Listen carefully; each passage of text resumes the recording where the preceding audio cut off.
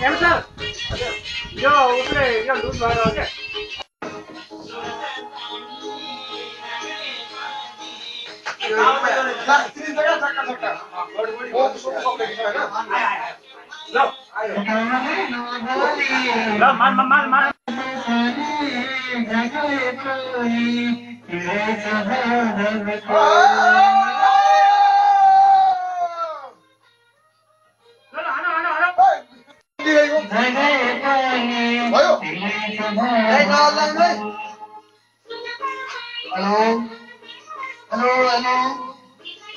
नमस्कार सबै सङ्गीत साथीहरू मित्र लगायत हामी यहाँ नयाँ कतारमा कार्य सम्पूर्ण साथीभाइहरूलाई यो आइरहेको नयाँ वर्ष 2068 को हार्दिक मङ्गलमय शुभकामना व्यक्त गर्दछु र हामी आज यहाँ भव्य कार्यक्रम मनाउन पनि गइरहेका छौँ। यो कार्यक्रममा सहभागी भई साथीहरूले चाहिँ मनोरञ्जन गरिदिनु हुन विनम्र अनुरोध गर्दछु। लगायत हाम्रा स्टेजमा चिन्तामणि सर उहाँले चाहिँ कुनै एउटा आफ्नो मन्तव्य व्यक्त गर्नु गइराख्नु भएको छ।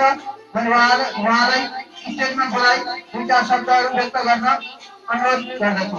धन्यवाद। हस् धन्यवाद। आज मलाई दुईटा शब्द बोल्नको लागि यस स्टेजमा निमन्त्रण गर्नुभएको छ। उहाँहरूप्रति म धेरै आभारी छु। सर्वप्रथम त कतारमा नेपालबाट कतारमा आएर पनि आफ्नो देशको संस्कृति र आफ्नो देशको सबै कार्यक्रम गर्न पाएको हुँदा म धेरै खुसी छु। टाइसन कम्पनी प्लस कलकत्ता कम्पनीका साथीहरूले यस 2068 सालको नयाँ वर्षको उपलक्ष्यमा केही कार्यक्रम गर्न गएकोमा म धेरै खुसी छु र हाम्रो विष्णुजी आएर भन्न लागेका केही कुराहरू भनिदिनुहुन्छ कि भन्ने आशा छ। नमस्ते, धन्यवाद। आज हाम्रो यो हुन गइरहेको प्रोग्राममा चाहिँ हामी होइन विदेशमा बस्ने प्रवासी नेपालीहरूले हाम्रो चाहिँ कार्यक्रमलाई चाहिँ राम्रो तरिकाले चाहिँ अघि बढाउँ भन्दै अहिले म धेरै कुरा गर्न चाहँदैन। यति कुरा गर्दै म अहिलेलाई बिताउँदै हाम्रो चिन्तमणि सरलाई पुनः यो माइक्रोफोन दिनु गइरहेको छु। यसै कार्यक्रममा हाम्रो बरालले आफ्नो मनमा लागेका विचार सभाएर कार्यक्रममा हाजिर हुनुभएको छु। बहादुर बराल। धन्यवाद। म बहादुर बराल हाल्न कतादेखि यस हाम्रो 2068 सालको नव वर्षमा हार्दिक मङ्गल शुभकामना व्यक्त गर्न चाहन्छौँ र हाम्रो कतामा आउनुभएका सम्पूर्ण दाजुभाइ तथा दिदीबहिनीहरू आज हाम्रो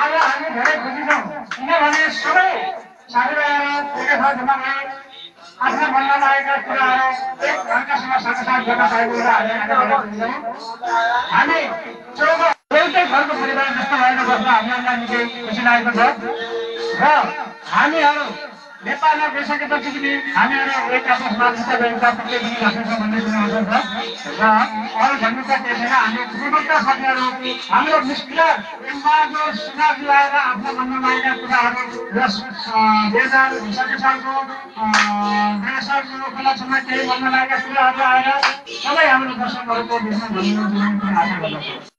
धन्यवाद। सर्वप्रथम त अहिले 2068 सालको उपलक्ष्यमा सबैलाई हार्दिक मङ्गलमय शुभकामना दिन चाहन्छु।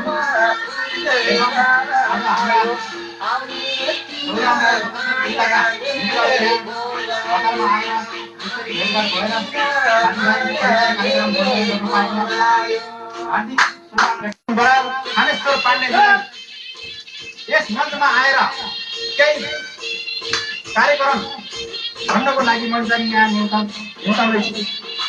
प्लिज स्टेजमा आएर जे आफ्नो मनमा लागेका चाहिँ मन्तव्यहरू भनिदिनु म आग्रह गर्दछु। मिस्टर थानेश्वर पाण्डे।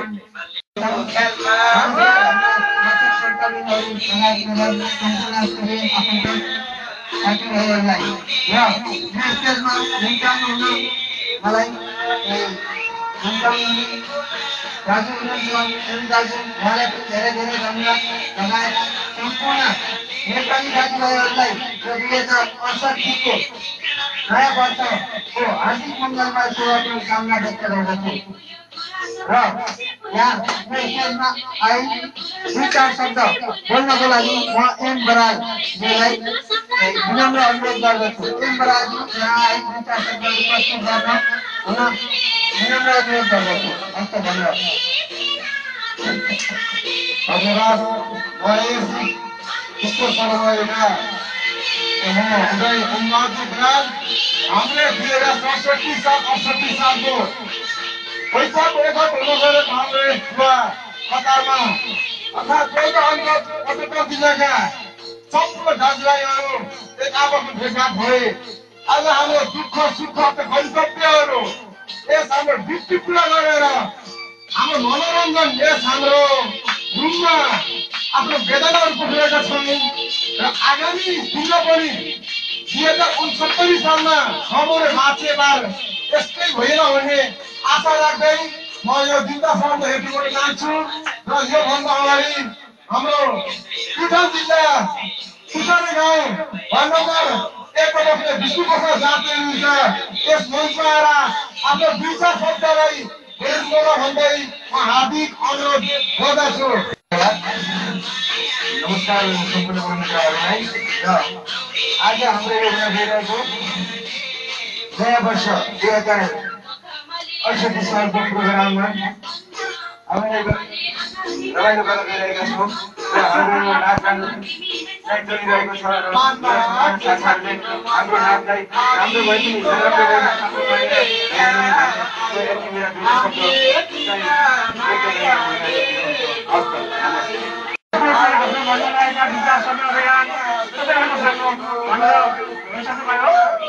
साँच्चै भनियो भने हामी धेरै विश्वास गर्न सक्छौँ। किनभने रातभरि ड्युटी गरेर पनि आफूलाई आफ्नो बचेको समयमा आफ्नो अमूल्य निदलाई पनि छोडे साथीभाइको लागि एकजुट भएर यस्ता कार्यक्रम गर्नु भएकोमा म उहाँहरूप्रति धेरै धेरै हार्दिक ज्ञापन गर्न चाहन्छु।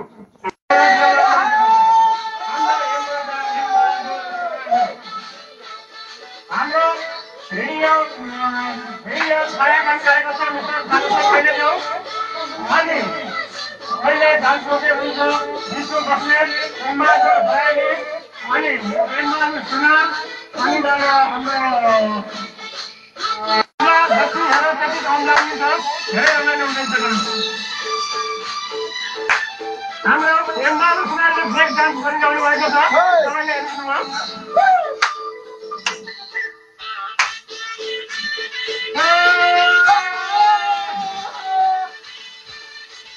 हाम्रो उमाबहादुर भाइहरू खम्ती बसेर राखिरहेको छ।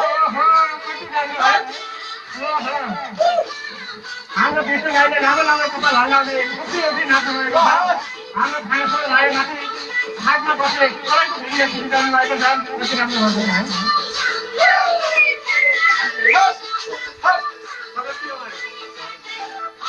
हाम्रो सानो भाइ विकास सेठी मुलुकमा नाचिरहनु भएको छ।